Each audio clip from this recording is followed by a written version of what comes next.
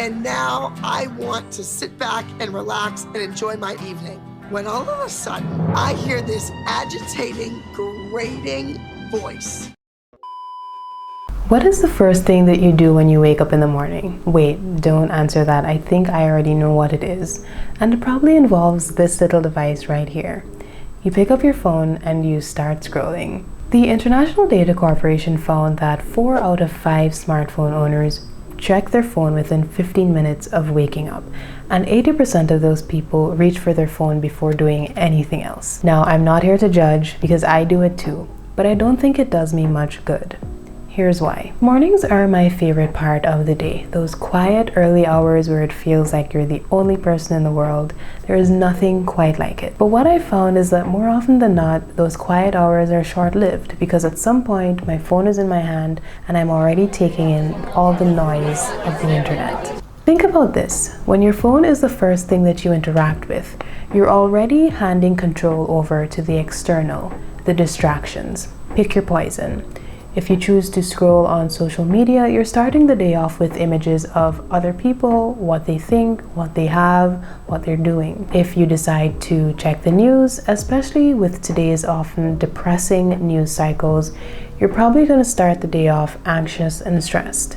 Or if you choose to navigate to your inbox and check work emails, you're probably going to be thinking, oh my gosh, I have this to do, that to do, when does it end? And so you're starting the day off overwhelmed. I believe that what you do in the morning sets the tone for the rest of the day. So if you're starting off in a distracted state, that's probably going to continue. You'll probably be less productive. Even if you think that what you're seeing on your phone in those early morning hours is not affecting you, it's probably going to be in your subconscious and influence your thoughts throughout the day. Now, I'm not encouraging you to be ignorant and never read the news again, or not to check important messages from family that you may have missed overnight. But think about this. The world isn't going to end if you don't check your phone before you've had your morning tea or coffee, for my coffee lovers out there.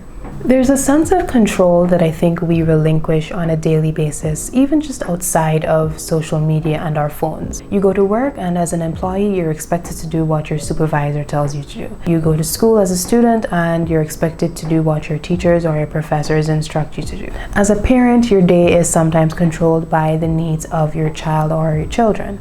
But I think there are certain sacred pockets within the day where we can have that control to ourselves, and I think the morning is one of those sacred pockets. But our phones often prevent us from taking advantage of that. Now, there are some quick, easy fixes for this. Let's say that you sleep with your phone on your bedside table, or you have a habit of falling asleep with it in your hand. Of course, it's near to you. It's going to be much easier for you to wake up and immediately pick it up and start scrolling. So maybe you want to put your phone on a desk or a dresser, or somewhere where it's not going to be as easily accessible to you as soon as you wake up. Or what if you use your phone as an alarm clock that you need to have nearby? Well, the alternative to that would be to get an actual old-time physical alarm clock. What I don't like about these quick fixes is that they suggest that we don't have any self-control. We can't help ourselves. If your phone is within reaching distance, you have to pick it up. And I don't think that that's true. I think we can all get to a point where our phone can be nearby and we don't feel compelled to reach for it. So maybe you do try one of those quick fixes, but apart from those restrictions that we can put on ourselves, I think there are some practices that we can adopt in order to start the day on a better note. The first suggestion I would make is to get moving. What does that mean? Well, I know that not everyone can do an intense workout in the morning, and I'm by no means asking you to do that. I think one of the easiest things we can do to get ourselves moving in the morning is stretching.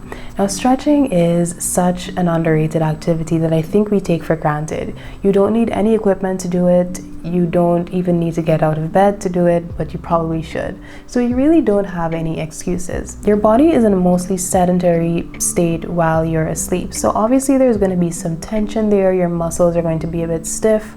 What happens when you stretch in the morning is that you're stimulating blood flow so that you can reduce and alleviate those feelings of tension. It also helps to relieve any pain that you might be feeling. Another good reason you might want to stretch is that it helps to improve posture. I know a lot of us are still working from home, sitting at desks and staring at computers all day, and so we're a lot more prone to bad posture. And of course, stretching can help with that by relaxing our muscles, putting our muscles to work so that they're stronger and can support us in our day-to-day activities. Another thing I think we can do is simply go for a walk. Now, it doesn't have to be anything strenuous. I'm not telling you to go and do a 5K at 6 in the morning. Even if it's just a leisurely walk, what you're doing is you're getting your body prepared for the day, and you might even find that you have a boost in energy because of it.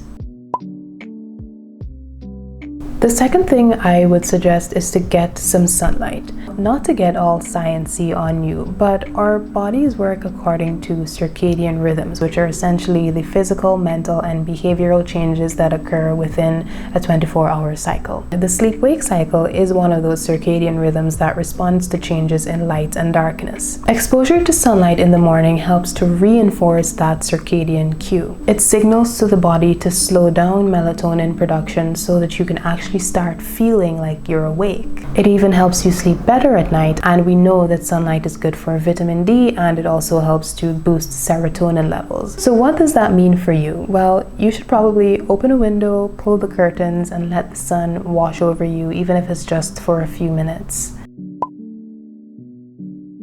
Another practice that I think is great for the morning is journaling. Journaling can be very therapeutic.